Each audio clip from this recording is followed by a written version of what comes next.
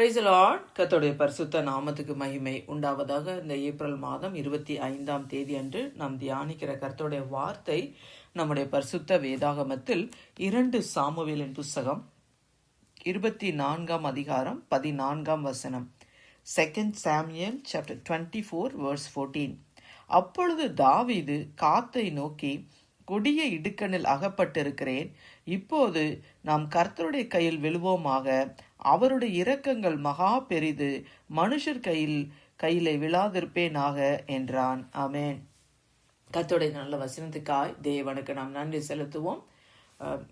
தாவீது இஸ்ரவேலில் ராஜாவா இருந்த பொழுது இஸ்ரவேல் தேசத்துல ஜனங்களை தொகையிடும்படி அவங்களோட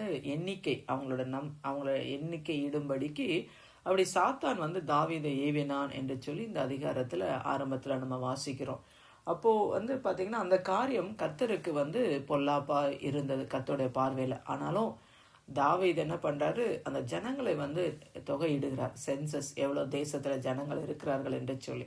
இந்த காரியம் கர்த்தருக்கு பிரியமில்லாததாக இருந்தபடினால அந்த காத் என்கிற தீர்க்கதரிசியை தாவீதின் இடத்துக்கு கர்த்தருக்கு அனுப்புகிறார். நீ கர்த்தரை நம்பாம நீ தேசத்தை தொகையிட்டபடினால கர்த்தர் 3 காரியங்களை தேசத்துல செய்ய போறாரு. அதுல ஒரு காரியத்தை நீ தெரிந்து கொள்ளணும்.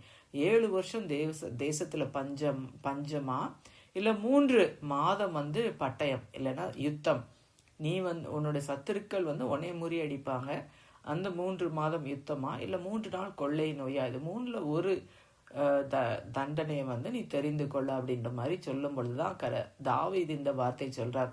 கொடிய இடுக்கண்ணில் அகப்பட்டுட்டேன், நான் கர்த்தருடைய கையில விழுவேனாக, அவருடைய இரக்கங்கள் மகா பெரிது, நான் மனுஷருடைய கையில விழாமல் இருப்பேனாக என்று சொல்லி அப்படியாக அதன் பிறகு பாத்தீங்கன்னா தாவீது அவர் மன்னிப்பு கேட்கிறாரு.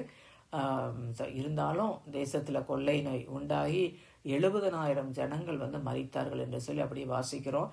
தாவீது அதன் பிறகு பார்த்தீங்கன்னா ஒரு பலிபீடத்தை கட்டி சமாதான பலி, சர்வாங்க தகன பலிகளாம் செலுத்தி அப்படியாக ஜனத்துக்காக விண்ணப்பம் பண்ணின பொழுது அந்த வாதை நிறுத்தப்பட்டது என்று சொல்லி நம்ம இந்த அதிகாரத்துல வாசிக்கிறோம். ஆமே, கர்த்தருக்கு மகிமை உண்டாவதாக.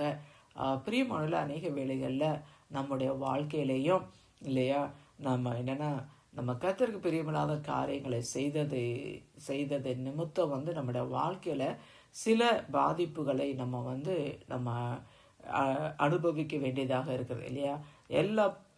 எல்லா பாவத்துக்குமே ஏதாவது ஒரு கான்சிக்வன்சஸ் இருக்குது இல்ல. ஆனாலும் தாவீதை போல இல்லையா, நம்ம கொடிய இடுக்கல் அகப்பட்டு இருக்கும் பொழுது நம்ம கர்த்தருடைய கையில விழுகிறது நலமா இருக்கும்.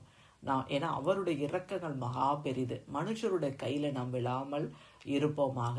ஆமே, அல்லேலூயா. அப்படின்னா என்ன அர்த்தம் அப்படின்னா, நம்ம ஏதோ தவறு செஞ்சு நம்மளோட வாழ்க்கையில ஏதோ பிரச்சனைகள் அப்படின்னு இருக்கப்ப அந்த பிரச்சனையை தீர்க்கறதுக்காக நம்ம மனுஷர் இடத்துல போகாம நம்ம மறுபடியும் மனம் திரும்பி கர்த்தர் இடத்துல போக வேண்டியது அவசியமா இருக்கிறது. ஆமே, மனுஷரை தேடி போகாம அப்படியே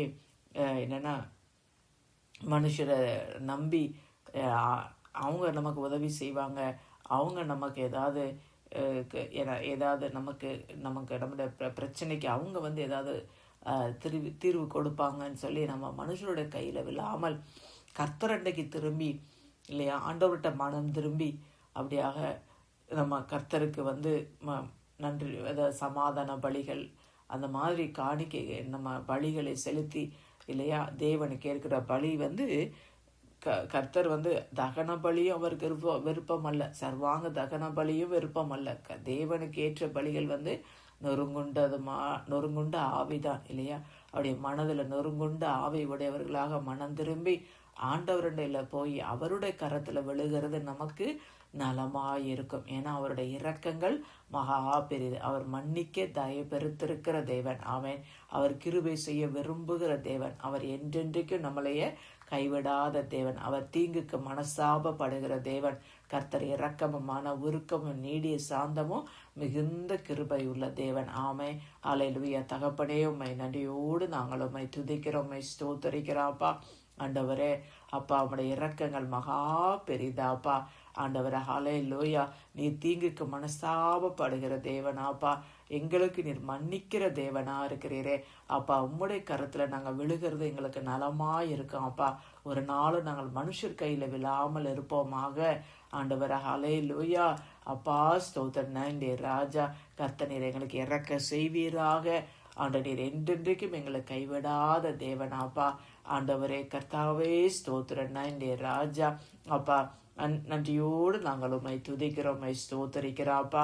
ஆண்டவரை எங்களுடைய அக்கிரமங்களை பொறுத்து எங்களுடைய மீறல்களை மன்னிக்கிறதுக்கு ஒப்பான தேவன் உம்மை போல வேற ஒருவருமே இல்லாப்பா. ஆண்டை கர்த்தர் எங்களுக்கு இறங்கி எங்களை மன்னித்து கர்த்தர் எங்களை மறுபடியுமாய் சேர்த்து கொள்ளுவீராக. மீட்பரும் இரட்சகருமாகிய இயேசுவின் மூலம் ஜெபிக்கிறோம் நல்ல பிதாவே. ஆமேன், ஆமேன்.